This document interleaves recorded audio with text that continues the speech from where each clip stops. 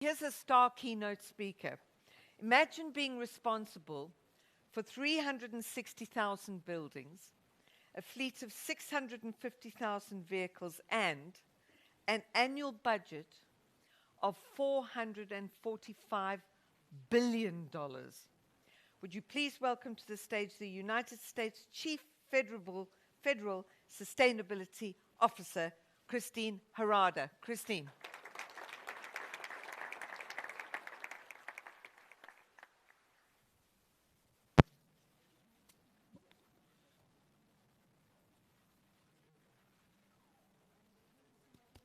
Having me. Can you guys hear me okay? All right, great, awesome. So I recognize, am I standing between you and break? Is that correct? I'll try to make this interesting. I know it's kind of a hard time of the day. So good afternoon, everybody. Thank you so very much for having me here. I must say, I do have the privilege of speaking at my fair share of events across the country. Honestly, this one's particularly exciting. I don't get often to have an opportunity to speak to young people who are so enthusiastic and so motivated, and for me, candidly, it's very, very inspiring. I'm thrilled to be speaking here at the University of Arizona. This university is one of the President's American Campuses Act on Climate schools, and the university is pledged to make climate action a top priority, committing to achieving campus carbon neutrality by 2050, in addition to other substantial investments in sustainability. And on behalf of the administration, I'd like to thank the university and applaud their efforts. It was a fantastic campaign for us. We had well over 300 universities across the United States commit to taking action on climate. We also had well over 150 businesses across the country pledging to take action on climate as well prior to the Paris climate negotiations. And that candidly provided a great groundswell of opportunity and enthusiasm as we headed into the Paris negotiations in December. So, as was mentioned, I'm Christine Harada. I'm the Federal Chief Sustainability Officer for the United States government. And my office is part of the White House Council on Environmental Quality, and we are responsible for promoting sustainability and environmental stewardship throughout the federal government. So what does all of that mean? I think you heard some of the previous speeches earlier talking about what are the kinds of roles around companies and corporate social responsibility, et cetera. But in our particular case, it means that my office works every day to assist federal agencies in taking actions that will help reduce their greenhouse gas emissions and to fight climate change. My office provides the tools, the resources, guidance, policies to those agencies to help them meet the goals that were outlined by President Obama in Executive Order 13693, which is focused on taking federal sustainability to new levels over the next decade. As was mentioned earlier, my team's charged with a pretty big goal. I think you heard earlier, DOD is about 2 million. It's actually more closer to 3 million if you look at the numbers. And to lead the federal government towards a 40% reduction goal for greenhouse gas emissions by 2025 is no small task. Our portfolio includes energy, fleet, acquisitions, water, other necessities for well over 343,000 buildings, 630,000 vehicles, a third of which are Postal Service, over 4 million FTEs, employees in total, and $440 billion in annually purchased goods and services. But for President Obama, this task is paramount to his overall climate action goals. And in our perspective, it's very simple. How can the federal government inspire the American businesses and everyday Americans to be proactive about saving energy and reducing dangerous carbon emissions if we're not willing to make a public commitment to take the lead? And so when the President signed the executive order last March, he declared that the federal government must lead by example, and that is what my office works to achieve each and every day. The Council on Environmental Quality is charged with implementing the goals of the President's executive order, which requires the federal government to dramatically reduce our emissions from its operations, increase use of renewable and clean energy sources, and green our supply chain. Another big goal for my office involves making electric vehicles and charging stations commonplace in our federal portfolio as we work towards a cleaner fleet. You may have heard recent news about huge strides happening with electric vehicles. Personally, I think it's very exciting. I like cars. And the federal government is working to be on the forefront of this game-changing development.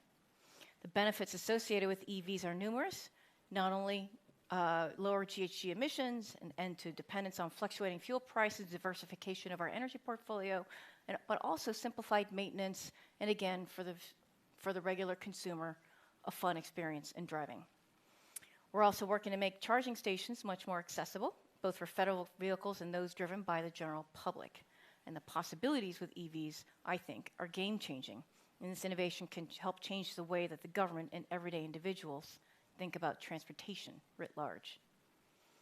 A lot of what I do every day focuses on the very themes that we were discussing here at the summit. We're looking for environmental solutions, outlining the problem, defining a solution, executing on the plan, involving numerous stakeholders along the way, people who have different perspectives, and learning how to speak each other's language so that we can all come together in the end to achieve fundamentally the same goals. The issue that my office focuses on is one of the most important of this next generation, and that's finding a way to combat climate change and to leave this planet thriving and sustainable for the generations to come. This is obviously a huge undertaking.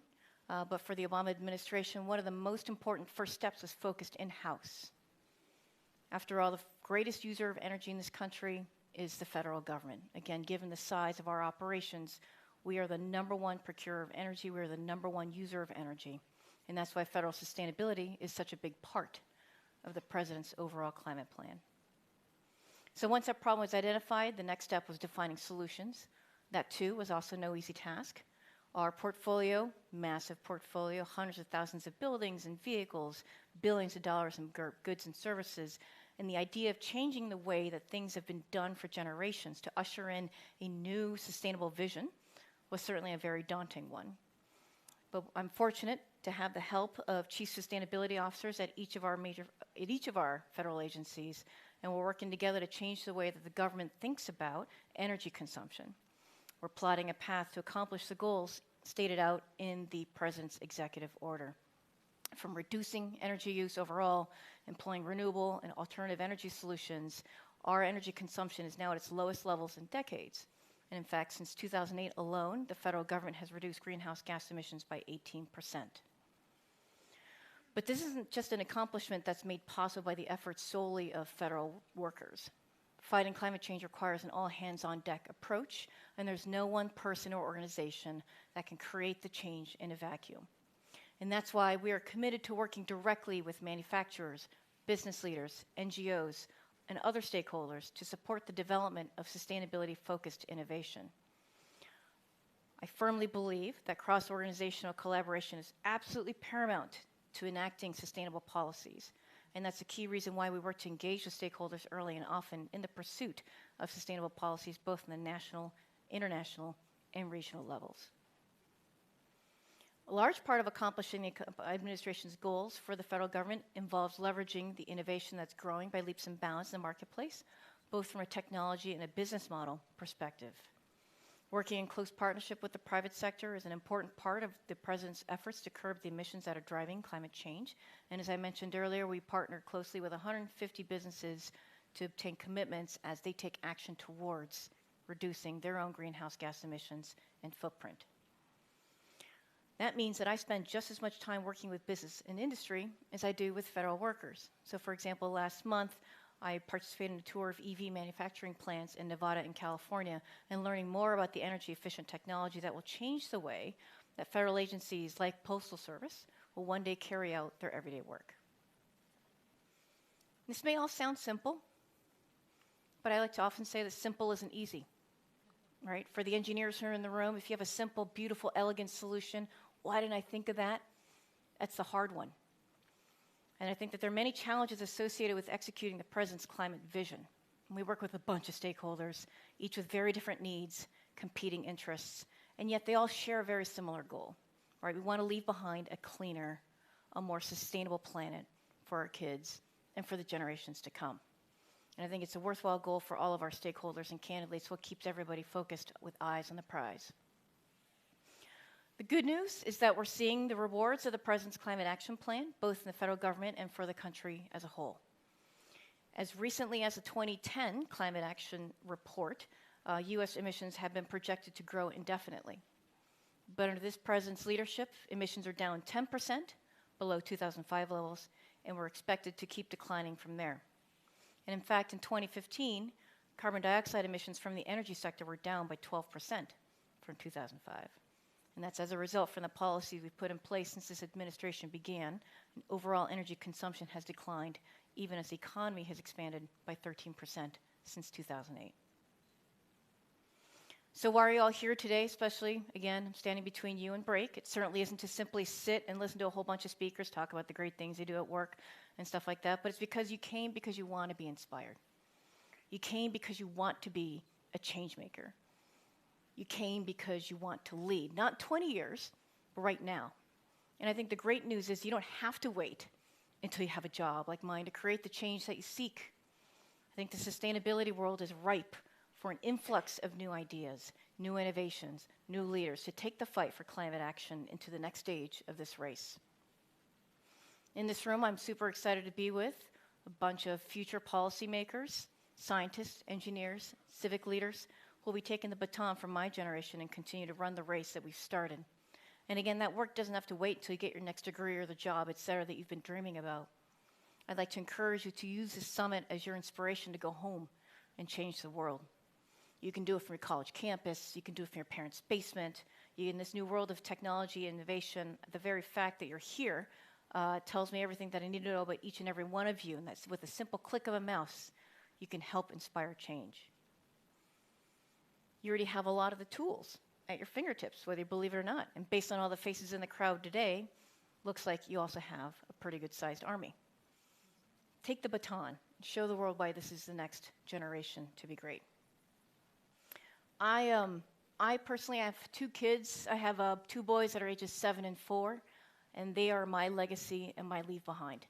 And for me, at least personally, coming here and seeing all these great, innovative, or inspired faces candidly inspires me as a parent to go home and share with them the stories about the people that I've met here, what you guys are doing, the ideas that you have in your mind, and the fact that you are taking action towards them, that intellectual vitality and the energy and enthusiasm that you guys have.